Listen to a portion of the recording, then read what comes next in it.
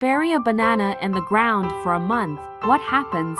Will banana saplings grow? Let's take a look with me. A boss picked up in the vegetable market. Unwanted green banana.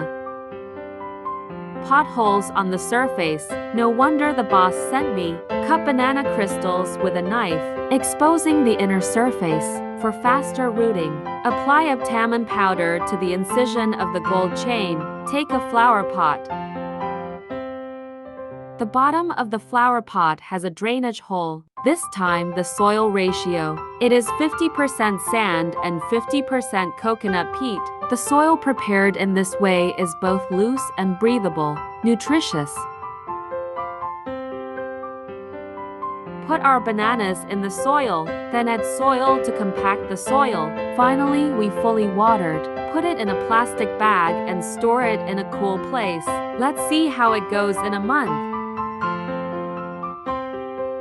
A small bud. Water some water to soften the soil. This way we can easily take out the bananas. Take it out and you can see, the root system grows very dense and healthy. Put the banana back. Add more soil. Bury the banana. It turns out that banana trees can still grow.